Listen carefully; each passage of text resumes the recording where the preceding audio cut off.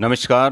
पुंडरी खबर से जेपी शर्मा। आज हम अपने धार्मिक यात्रा कार्यक्रम के तहत आज आपको हरियाणा राज्य के यमुनानगर जिले के उत्तरी भाग में स्थित शिवालिक की पहाड़ियों की तलहटी में बने एक वन क्षेत्र में स्थित भगवान आदिबद्री केदारनाथ जी के दर्शन करवाएंगे और दर्शन करवाएंगे आपको माँ सरस्वती जी के उद्गम स्थल के और माँ मंत्रणा देवी जी की उत्पत्ति के बारे में पूरी जानकारी आप तक पहुंचाएंगे।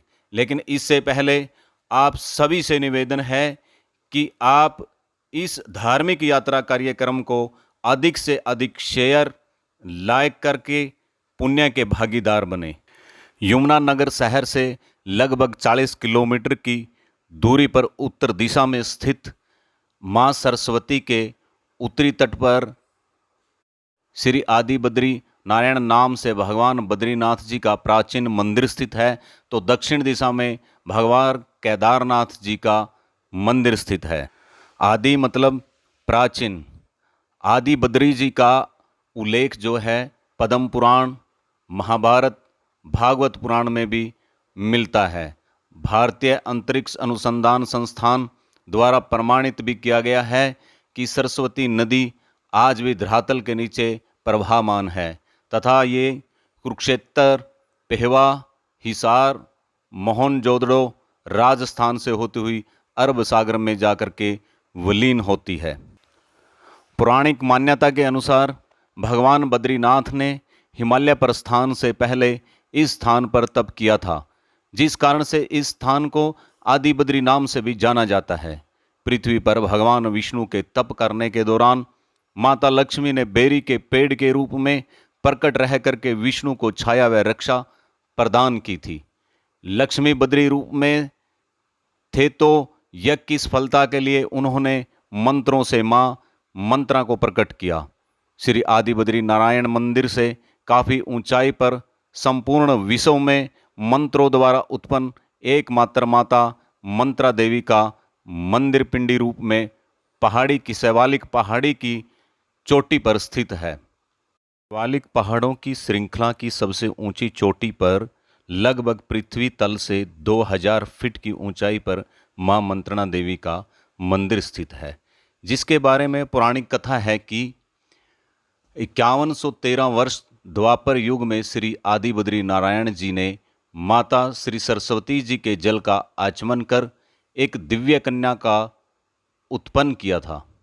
सभी देवताओं ने मंत्र शक्तियाँ कन्या का नाम श्री मंत्रा देवी जी रखा, जो मंत्रों के द्वारा जिसकी उत्पत्ति की गई थी। मंत्रा नाम मातृका देवी, शब्दा नाम ज्ञान रूपिणी। जो जीव मंत्रणा देवी जी का पूजन स्मरण कर जप ध्यान करेगा वह तत्काल मंत्र सिद्धि प्राप्त कर धन धान्य से परिपूर्ण होगा। ऐसा वरदान सभी देवताओं ने माता श्री मंत्रणा देवी जी को दिया। वेर वृक्ष से उत्पन्न श्री लक्ष्मी जी को देख श्री आदि नारायण जी ने श्री मंत्रा देवी जी को अपनी तपस्या मूर्ति नर नारायण जी के रूप में विद्यमान हो सिंधु वन की पर्वतीय चोटी पर विराजमान होने का वरदान दिया।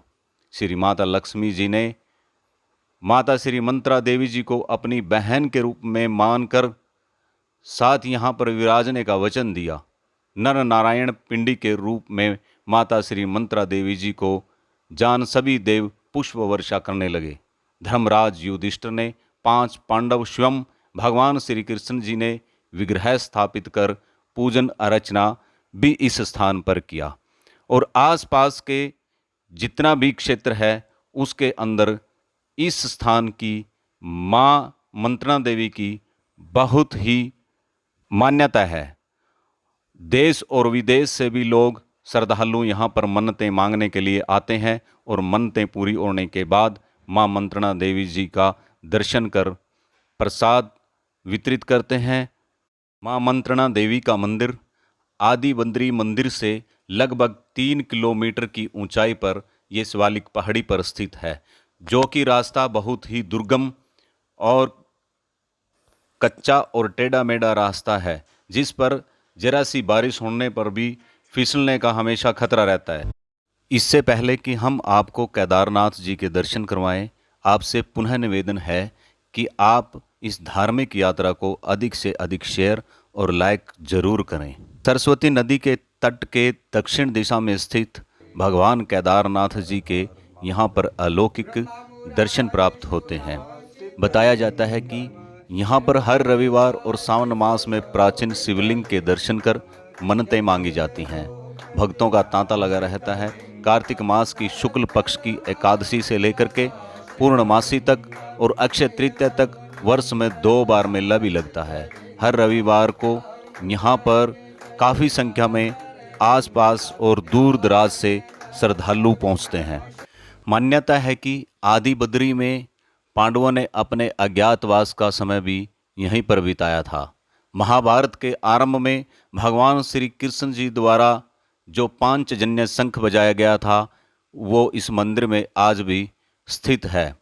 हरि प्रबोधनी एकादशी के दिन 8 नवंबर को आरती के समय सुबह और शाम बजाया जाता है। इस दिन भगवान विष्णु पाताल लोक से धरालोक पर अवतरित होते हैं। ऐसी मान्यता है कि यह मंदिर उत्तराखंड में बने बद्रीनाथ और केदारनाथ मंदिर से भी प्राचीन है। और पौराणिक मान्यता ये भी है कि जो लोग आदि बद्री और केदारनाथ धाम नहीं जा सकते हैं वो यहाँ पर स्थित आदि बद्री और भगवान केदारनाथ जी के दर्शन करने से उतना ही पुण्य प्राप्त कर सकते हैं। इस मनोरम और दिव्य स्थान को लेकर के हमारी बात यहाँ के महंत डॉक्टर विनय स्वरूप ब्रह्मचारी जी से हुई तो उन्होंने बताया कि आदि बद्री 5118 साल प्राचीन स्थल है, यानी कि द्वापर युग का यह स्थान है। यहाँ भगवान नारायण का विग्रह और श्री केदारनाथ जी का स्वयंभू शिवलिंग इस बात को प्रमाण देता है स्कंद पुराण के माध्यम से कि महाभारत के समय में पांडव इस स्थान पर आए और उन्होंने अज्ञातवास का समय कुछ समय यहाँ काटी और यहाँ जो केदारनाथ जी का मंदिर है वहाँ पर रुद्राभिषेक किया। भगवान नारायण जी के मंदिर में उन्होंने अपना अभिषेक की और उसके बाद से महाभारत के युद्ध को जीता उन्होंने। यह तो स्कंद महापुराण में इस बात का वर्णन आता है।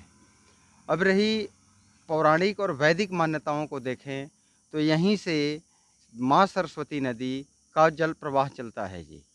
यह बात नासा और इसरो ने भी इस बात को प्रमाणित किया है कि आदि बद्री से ही सरस्वती नदी समतल इलाके में यानी कि हरियाणा के मैदानी इलाकों को निकलती है। तब से यह स्थान आदि बद्री सरस्वती नदी के नाम से विख्यात है। यहाँ साल के 2 वर्ष के मेले लगते हैं, एक अप्रैल मास में और एक कार्तिक मास में। आदि बद्री से ऊपर माता मंत्रा देवी का मंदिर है जो लगभग 3000 फुट की ऊंचाई पर है। वहाँ पैदल ही जाया जाता है और वहाँ कार्तिक मास में और दोनों नवरात्र बड़ी ही ज़बरदस्त मेला और लोगों का उत्साह देखने को मिलता है और यहाँ से माता सभी की मनोकामना भी पूर्ण करती है। यह स्थान 2004 में जब खुदाई की गई तो ये पता चला कि इस स्थान पर बुद्ध के भी कुछ अवशेष मिले। बुद्ध के समय के कुछ कलाकृतियों का, बुद्ध के समय के कुछ स्थानों का यहाँ पर जिक्र आया और उसकी जब खुदाई हुई तो ये प्रमाण में आया। तो इससे पता चलता है कि बौद्ध और सनातन दोनों का समन्वय स्थल क्षेत्र रहा है ये। आदि बद्री में आदि गुरु शंकराचार्य जी 8वीं शताब्दी में आते हैं और इस मंदिर का जीर्णोद्धार करते हैं। तब से यह मंदिर शैव परंपरा के अनुसार चलता आ रहा है जी।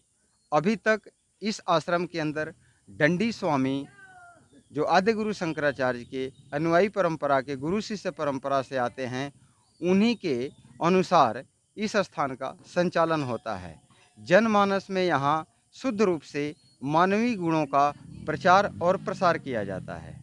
आपको आदि बद्री में दर्शन करने के लिए किसी प्रकार की परेशानी ना हो, इसके लिए हम विशेषकर पुंडरी के दर्शकों के लिए जानकारी दे दें कि अगर आप पुंडरी से आदि बद्री जा रहे हैं तो ये आपको 138 किलोमीटर दूर पड़ेगा और अगर आप कुरुक्षेत्र से होके जा रहे हैं तो कुरुक्षेत्र से आदि बद्री की दूरी 90 किलोमीटर रहेगी और अगर आप पुंडरी से वाया पेहवा होके जाते हैं तो पेहवा से ये दूरी 110 किलोमीटर रहेगी। इसके अलावा जो दर्शक वहाँ पर बस से जाना चाहते हैं तो यमुनानगर से रणजीतपुरा तक की 3 बसें चलती हैं। रणजीतपुरा से आपको यज्ञशाला 3 किलोमीटर रहेगी और यज्ञशाला से केदारनाथ बद्रीनाथ मंदिर जो है वो भी लगभग 3 किलोमीटर ही रहेगा। यानी कि आपको रणजीतपुरा से या तो ऑटो या फिर किसी निजी वाहन से ही जाना होगा। आपको हमारा ये कार्यक्रम धार्मिक यात्रा कैसा लगा? अपनी राय या सुझाव कमेंट में ज़रूर दें। और इसके अलावा हम इसमें और अच्छे बेहतर क्या कर सकते हैं, इसके लिए भी अपनी राय और सुझाव ज़रूर दें। हमारा प्रयास रहेगा कि पुंडरी खबर आपको समय समय पर अन्य देव स्थानों के धार्मिक स्थानों की यात्रा पर लेकर जाता रहेगा और वहाँ के अलौकिक और दिव्य दर्शन करवाएगा। आपसे पुनः अनुरोध कि आप हमारे इस धार्मिक कार्यक्रम को अधिक से अधिक शेयर, लाइक और सब्सक्राइब जरूर करें ताकि हमें आपका सहयोग और आशीर्वाद मिलता रहे। पुंडरी खबर से जेपी शर्मा।